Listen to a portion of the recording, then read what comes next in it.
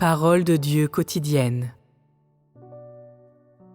Au commencement, après la création de l'humanité, ce sont les Israélites qui ont servi comme base de l'œuvre de Dieu.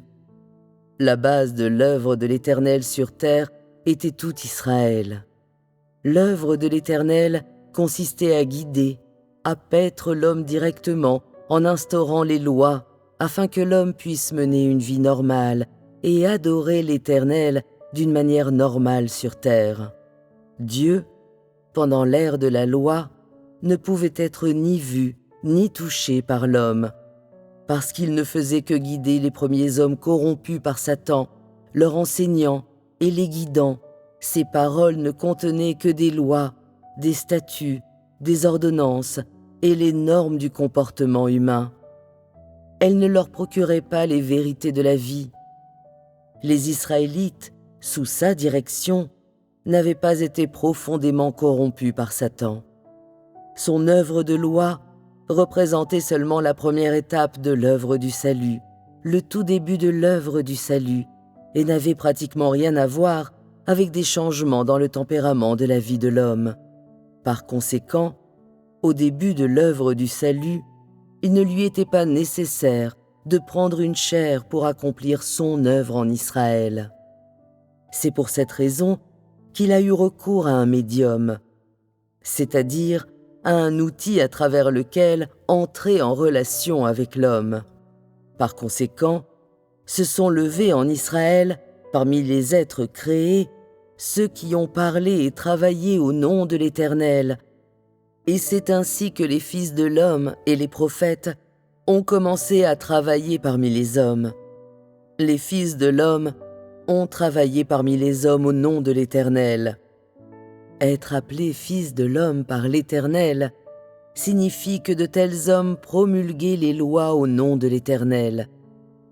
Ils étaient aussi des sacrificateurs dans le peuple d'Israël, des sacrificateurs surveillés et protégés par l'Éternel, et l'Esprit de l'Éternel œuvrait en eux. Ils étaient des guides dans le peuple et servaient directement l'Éternel. Les prophètes, d'autre part, se dédiaient à parler aux hommes de tous les pays et de toutes les tribus au nom de l'Éternel. Ils prophétisaient aussi au sujet de l'œuvre de l'Éternel. Que ce soit les fils de l'homme ou les prophètes, tous étaient appelés par l'Esprit de l'Éternel lui-même et avaient en eux l'œuvre de l'Éternel. Parmi le peuple, ils représentaient directement l'Éternel. Ils travaillaient seulement parce qu'ils avaient été appelés par l'Éternel, et non parce qu'ils étaient la chair dans laquelle le Saint-Esprit lui-même s'était incarné. Par conséquent, même s'ils étaient comme la chair incarnée de Dieu en parlant et travaillant au nom de Dieu, ces fils de l'homme et ces prophètes à l'ère de la loi n'étaient pas la chair de Dieu incarnée. L'œuvre de Dieu à l'ère de la grâce et à la dernière étape était précisément le contraire, car les œuvres du salut et du jugement de l'homme ont toutes les deux été réalisées par Dieu incarné lui-même, et il n'était donc plus nécessaire d'appeler une fois de plus les prophètes et les fils de l'homme pour travailler en son nom.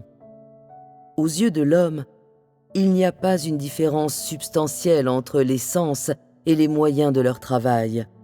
Et c'est pour cette raison que les gens confondent constamment l'œuvre de Dieu incarnée avec celle des prophètes et des fils de l'homme. L'apparition de Dieu incarné était fondamentalement la même que celle des prophètes et des fils de l'homme. Et Dieu incarné était encore plus normal et plus réel que les prophètes.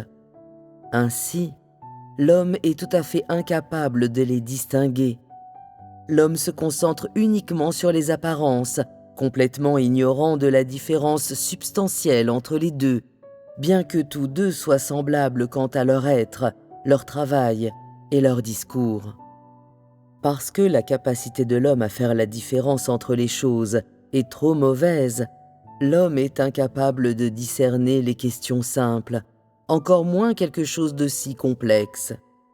Lorsque les prophètes et ceux qui étaient utilisés par le Saint-Esprit travaillaient, c'était pour accomplir les devoirs de l'homme, pour remplir la fonction d'un être créé, et c'était quelque chose que l'homme devait faire. Cependant, les paroles et l'œuvre de Dieu incarné consistaient à accomplir son ministère. Bien que sa forme extérieure soit celle d'un être créé, son œuvre ne consistait pas à exercer sa fonction, mais son ministère.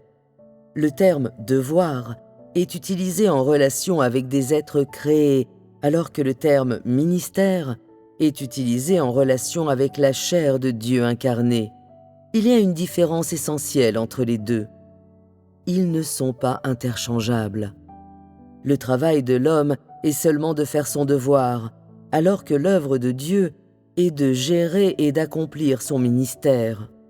Par conséquent, bien que de nombreux apôtres aient été utilisés par le Saint-Esprit et que de nombreux prophètes aient été remplis de lui, leur travail et leurs paroles consistaient simplement à faire leur devoir en tant qu'êtres créés.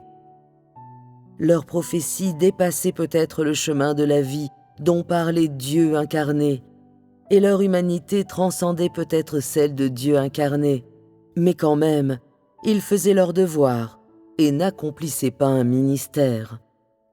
Le devoir de l'homme renvoie à la fonction de l'homme. C'est accessible à l'homme.